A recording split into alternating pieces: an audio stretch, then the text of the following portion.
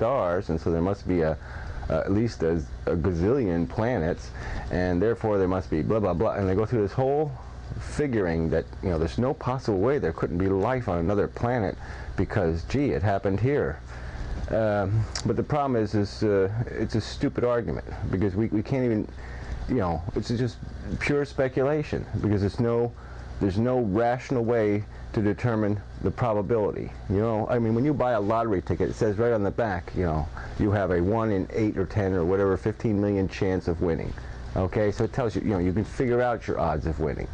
All right, but we have, you know, we've never been able to create a living thing from scratch. I mean, we've never been able to put, you know, a bunch of elements and compounds into a beaker and shake them up and, you know, create something that can reproduce itself. I mean, that's what a living thing is, you know, something that can reproduce itself. And we've never been able to do that. So we don't know what the odds against it are, because we can't even do it. And we can't even figure out how it happened. And so with all our science, we can't even figure that out. And so you got to figure that it wasn't too likely. I mean, you know, maybe, you know, the only way it could possibly have happened was, you know, lightning would have to strike in the same place 643 times, you know? I mean, some kind of really unlikely event took place to create this cell with a nucleus with DNA and the capacity to reproduce itself. So we don't even know how hard it was just to get through that step. And then when you're talking about, oh yeah, and then the cell's going to reproduce itself differently, and then eventually it's going to, you know, what were the odds against eyeballs and ears, you know, and then a brain that's capable of remembering, and then a brain that's capable of consciousness and language and all the other stuff we have. What are the odds against it? Who the hell knows? I mean, life was on this planet for 4 billion years, and guess what? You know, intelligent life has only been here for what, 20,000 years? So I mean, you know, who knows? Life could have been farting around, you know, jerking off, doing whatever it's doing for another 4 billion years before it ever got to that intelligence phase. I mean, we don't even know how unlikely that is. So here you have all these improbabilities that life could be built on. I mean, it could be an incredibly, preposterously improbable event, you know, to be able to get matter to this level of sophistication. And so it's a stupid question, you know, because we don't know what the odds against it are. I mean, it's obviously, it doesn't just happen every day.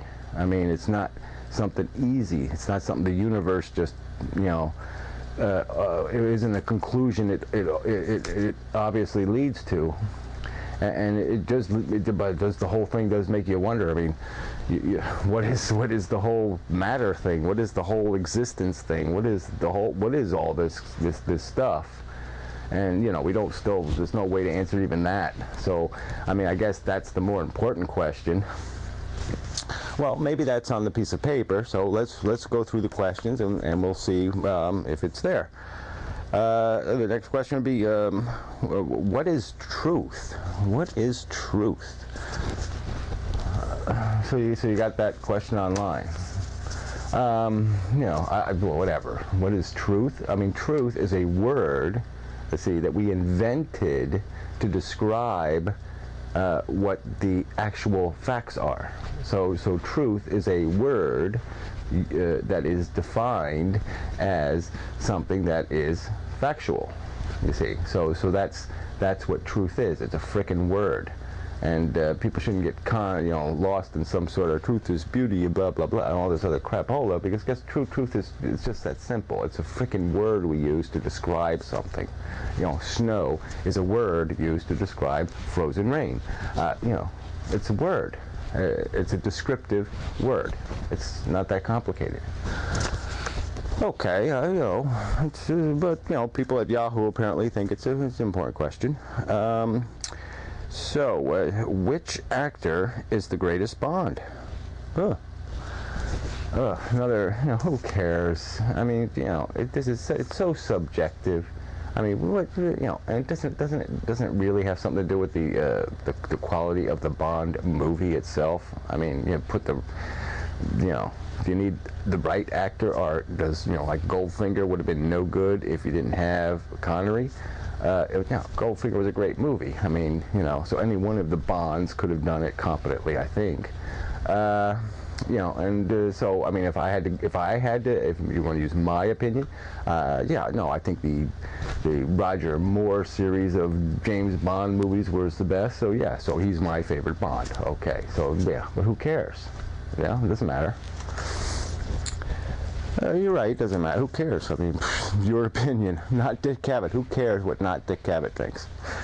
So anyway, let's see. Does any of it matter? Can we ever really know? I don't know what the question means, so I try it again. Does any of it matter? Can we ever really know? Well, yeah, of course it matters, because guess what? You know, regardless of whether you think, you know, there's this, you know, infinite intelligence or whatever that, you know, poof the whole universe into existence, you know, one day, just as a thought, you know, you're just sitting around doing nothing forever, and then one day the infinite intelligence said, oh, life and planets and matter. Yeah, I'll invent that today. Yeah, well anyway, so regardless, even if you don't believe that crap, and you just think matter is this thing that exists, and it evolves, and it devolves, and it evolves, and just goes, you know, on and on and on, you know what I mean? The universe gets more complex, and the whole thing collapses on itself, and explodes again, big bang, boom, you know, this whole thing all over again. But regardless, no matter how you think the universe works, it does matter, because we're obviously involved in this thing called consciousness. I mean, we're here thinking and feeling, you know, especially feeling.